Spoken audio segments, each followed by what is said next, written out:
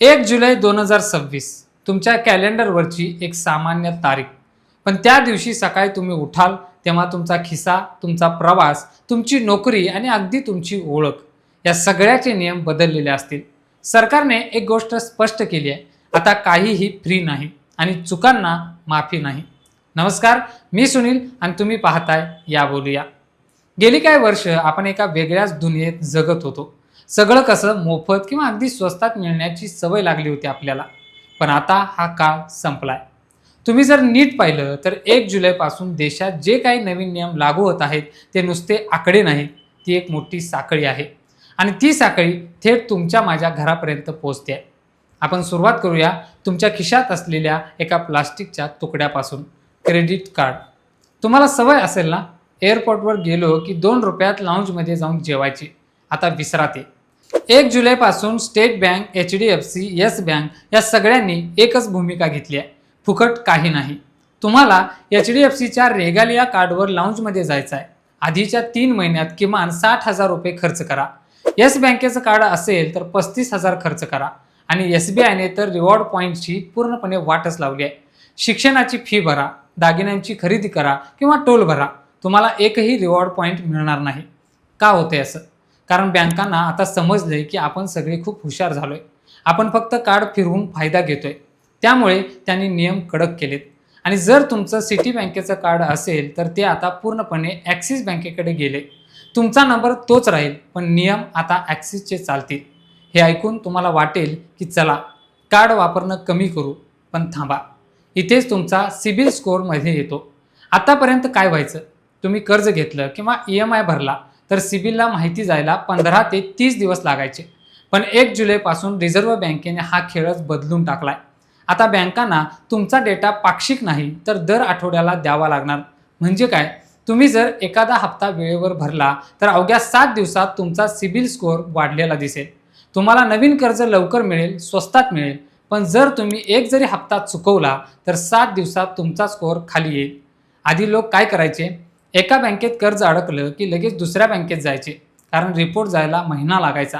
याला बँकिंगच्या भाषेत लोन स्टॅकिंग म्हणतात. आता ते शक्य नाही. आता तुमची कुंडली दर 7 दिवसांनी अपडेट होणार आहे. पैशांचा विषय निघालाच आहे तर तुमच्या कमाईकडे येऊया. तुमचा PF. जुलैपासून EPFO 3.0 लागू होते. हे ऐकायला खूप भारी वाटतं, कारण आता तुम्ही तुमचा PF चक्क UPI वरून काढू शकणार आहात. फोनपे, गुगल पे वापरता तसा PF थेट तुमच्या बँक खात्यात. आणि ग्रामीण भागात तर PFचे ATM कार्ड पण येणार आहे. पण यात एक मेक आहे. सरकारने तुम्हाला पैसे काढायला खूप सोपं करून दिले. शिक्षणासाठी 10 वेळा पैसे काढा, लग्नासाठी 5 वेळा काढा, घर घ्यायला 90% रक्कम काढा, नोकरी गेली तर लगेच 75% पैसे मिळतील. पण, आणि हा पण खूप महत्त्वाचा आहे, तुम्ही कितीही पैसे काढले तरी तुमच्या खात्यात किमान 25% रक्कम कायम शिल्लक ठेवावीच लागेल. त्याला हात लावता येणार नाही. का? कारण तुम्ही आज मजेत जगाल, पण म्हातारपणी काय? तुमच्या निवृत्तीची सोय सरकारने आधीच करून ठेवली आहे. 1 लाख नाही तर थेट 5 लाखांपर्यंतचे दावे आता 24 तासात पास होणार आहेत. ही सिस्टीम खूप फास्ट झाली आहे. फास्ट सिस्टीमबद्दल बोलायचं झालं तर आधार कार्ड विसरून कसं चालेल? तुमच्या आधार कार्डवर तुमचा ईमेल ID अपडेट आहे का? नसेल तर करून घ्या. कारण 1 जुलै ते 31 डिसेंबर 2026 या 6 महिन्यांसाठी हे पूर्णपणे मोफत आहे. पण लक्षात ठेवा, हे फक्त आधार ॲपवरून केलं तरच मोफत आहे. तुम्ही जर आधार केंद्रावर गेला तर तिथे तुम्हाला नेहमीप्रमाणे 75 रुपये द्यावेच लागतील. सरकार तुम्हाला काय सांगण्याचा प्रयत्न करते समजलं? त्यांना तुम्हाला रांगेत उभं करायचं नाही आहे. त्यांना तुम्हाला तुमच्या मोबाईलवर आणायचं आहे. डिजिटल साक्षरता नुसती भाषणातून येत नाही, ती अशी सवयीतून आणावी लागते. आणि समजा तुमचा मोबाईल चोरीला गेला तर तुमच्या आधारचा कंट्रोल तुमच्याकडे राहावा, यासाठी हा ईमेल ID खूप महत्त्वाचा ठरणार आहे. आता थोडं घराबाहेर पडूया. प्रवासाचे नियमही बदललेत. तुम्ही लोकलने किंवा ट्रेनने प्रवास करत असाल तर 1 जुलैपासून खूप सावध राहा. रेल्वेने जनविश्वास कायदा 2026 लागू केलाय. नाव जनविश्वास आहे, पण काम दंड वसुलीचं आहे. विना तिकीट प्रवास केला तर आता 250 रुपये नाही, थेट 500 रुपये दंड आणि वरून प्रवासाचं भाडं. आणि जर एखादा पुरुष प्रवासी चुकून किंवा मुद्दाम महिलांच्या डब्यात चढला तर त्याला 500 रुपयांऐवजी थेट 2,500 रुपये दंड भरावा लागेल. आणि नाही भरला तर कोर्टात जाऊन 5,000 रुपये द्यावे लागतील. रेल्वे प्लॅटफॉर्मवर विनापरवाना काही विकायचं नाही. भीक मागायची नाही, नाहीतर 2,000 रुपये दंड. दारू पिऊन गोंधळ घातला तर 1,000 दंड. हा सगळा बदल काय सांगतोय? सरकारला आता तुम्हाला तुरुंगात टाकायचं नाही आहे, त्यांना तुम्हाला आर्थिक फटका द्यायचा आहे. कारण माणसाला तुरुंगापेक्षा खिशातून जाणारे पैसे जास्त लागतात. आणि धक्कादायक गोष्ट म्हणजे दर 3 वर्षांनी हा दंड आपोआप 10% वाढणार आहे. म्हणजे महागाई वाढली की दंडही वाढणार. प्रवासाचा विषय निघालाच आहे, तर आंतरराष्ट्रीय प्रवासाकडेही बघूया. पासपोर्ट 2012 नंतर म्हणजे तब्बल 14 वर्षांनंतर पहिल्यांदाच पासपोर्टची फी वाढली आहे. साध्या पासपोर्टसाठी आता 1,500 ऐवजी 2,500 रुपये लागतील. तत्काळसाठी तर थेट 5,000 रुपये मोजावे लागतील. एवढी फी का वाढली? कारण आता तुम्हाला साधा कागदी पासपोर्ट नाही मिळणार, तुम्हाला ई पासपोर्ट मिळणार आहे. त्यात एक मायक्रोचिप असेल, तुमची बायोमेट्रिक माहिती असेल. हे सगळं तंत्रज्ञान चालवण्यासाठी जो खर्च येतो तो आता तुमच्याकडूनच वसूल केला जाणार आहे. तुम्ही म्हणाल, ठीक आहे, मी ट्रेनने नाही, विमानाने नाही, स्वतःच्या गाडीने प्रवास करेन. पण तिथेही एक नवीन नियम तुमची वाट बघतोय. खास करून तुम्ही जर महाराष्ट्रात असाल तर तुमच्या गाडीवर जर हाय सिक्युरिटी नंबर प्लेट म्हणजे HSRP नसेल तर 30 जून ही शेवटची मुदत होती. 1 जुलैपासून रस्त्यावर उतरलात आणि प्लेट नसेल तर थेट 1,000 रुपयांचं चलन फाटणार. राज्यात अजूनही 1 कोटी गाड्यांवर ही प्लेट नाही आहे. विचार करा, हा किती मोठा आकडा आहे. पण हे सुरक्षेसाठी महत्त्वाचं आहे, कारण या प्लेटमुळे गाडीची चोरी आणि बनावट प्लेट्सचा वापर खूप कमी होणार आहे. आणि गाडीत भरायला जे इंधन लागतं किंवा घरात स्वयंपाकासाठी जो गॅस लागतो त्याचेही दर 1 जुलैला बदलणार आहेत. जागतिक पातळीवर जे काही चाललंय त्याचा थेट परिणाम आपल्या गॅस सिलेंडरवर होते. व्यावसायिक गॅसच्या किमती वाढत चालल्या आहेत. याचा अर्थ काय? तुम्ही हॉटेलमध्ये जेवायला जाल तेव्हा तुमचं बिल वाढलेलं असेल, कारण हॉटेलवालाचा खर्च वाढतोय. आणि जर तुमच्याकडे पाईपलाईन गॅस म्हणजे PNG आणि सिलेंडर असे दोन्हीही कनेक्शन असतील तर तुम्हाला सिलेंडर 30 दिवसांच्या आत परत करावं लागणार आहे. सरकारला आता घराघरात पाईपलाईनच हवी आहे. हे सगळं ऐकताना एक गोष्ट तुमच्या लक्षात येते का?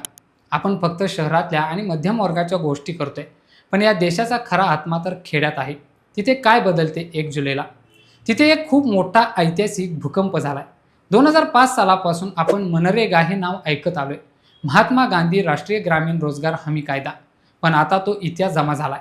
1 जुलैपासून त्याची जागा VBG रामजी म्हणजे विकसित भारत रोजगार आणि आजीविका हमी अभियान या नवीन कायद्याने घेतले आहे. नाव बदललं म्हणून काय झालं? खूप काही झाले. आधी फक्त रोजगार देणं हे उद्दिष्ट होतं, माणसं लावायची आणि खड्डे खणायचे. पण आता तसं नाही. आता त्यांना उत्पादक मालमत्ता बनवायची आहे. म्हणजे असे रस्ते, असे तलाव जे टिकतील. मजुरांना मिळणारे दिवस 100 वरून 125 झाले आहेत. पण यात राजकारणही सुरू झाले. मनरेगाचे सगळे पैसे केंद्र सरकार द्यायचं. नवीन कायद्यात केंद्राने सांगितले की 60% आम्ही देऊ, 40% राज्यांनी द्यायचे. आता हिमाचल, कर्नाटक, तेलंगणासारखे राज्ये याला विरोध करत आहेत, कारण त्यांच्या तिजोरीवर ताण पडणार आहे. आणखी एक मोठा बदल म्हणजे पेरणी आणि कापणीच्या हंगामात 60 दिवस ही योजना बंद ठेवता येणार आहे. का? कारण शेतीत मजुरांची कमतरता भासू नये म्हणून. मजुरांना आता 15 दिवसांऐवजी दर आठवड्याला थेट त्यांच्या खात्यात पैसे मिळतील. तसं पाहिलं तर या कॉर्पोरेट दुनियेतही खूप बदल होत आहेत. ज्या छोट्या नॉन बँकिंग फायनान्स कंपन्या आहेत त्यांना आता RBI कडे नोंदणी करण्याची गरज नाही. बँकांना आता कंपन्या विकत घेण्यासाठी कर्ज द्यायला परवानगी मिळाली आहे. टॅक्स भरण्याच्या तारखा जवळ आल्यात. धान्याचं वाटप कुटुंबाऐवजी आता प्रति व्यक्ती 7 किलो प्रमाणे होणार आहे. पण या सगळ्याचा एकत्रित अर्थ काय? तुम्ही जर हे सगळे नियम एकत्रित करून पाहिले तर तुम्हाला एक पॅटर्न दिसेल. आपला देश आता पूर्णपणे फॉर्मल अर्थव्यवस्थेकडे चाललाय. तुम्ही क्रेडिट कार्ड वापरताना चूक केली, लगेच सिबिलला समजणार. तुम्ही ट्रेनमध्ये चूक केली, लगेच खिशाला चाट पडणार. तुम्ही गाडीवर नंबर प्लेट नाही लावली, थेट कॅमेऱ्यात कैद होणार. सगळं कसं पारदर्शक, वेगवान आणि तितकंच कडक होते. डिजिटल इंडियाची जी स्वप्न आपण पाहत होतो ती आता सत्यात उतरत आहेत. पण त्या सत्याची एक किंमत आहे आणि ती किंमत तुम्हाला आणि मला मोजावी लागणार आहे. सोयीसुविधा वाढत आहेत, पण त्यासोबतच आर्थिक शिस्तही लादली जाते. यापुढे आपल्याला आपल्या पैशांचं, वेळेचं आणि वर्तनाचं खूप काटेकोरपणे नियोजन करावं लागणार आहे. कारण ही नवी व्यवस्था तुम्हाला संधी देते, पण ती तुमच्या चुका विसरत नाही. कारण ही चर्चा इथे संपते, पण हा विषय इथे संपत नाही. तुम्हाला वाटत असेल की अशा घटनांचा अर्थ समजून घेणं गरजेचं आहे, तर हा व्हिडिओ लाईक करा आणि इतरांपर्यंत नक्की पोचवा. तुमचं मत, तुमचा अनुभव, तुमचा दृष्टिकोन कमेंट्समध्ये नक्की सांगा आणि अशाच वेगवेगळ्या विषयांवर बोलण्यासाठी चॅनलला सबस्क्राईब करा. आजच्या व्हिडिओत इतकंच. नवीन व्हिडिओत नवीन विषयासोबत पुन्हा भेटूया. या बोलूया.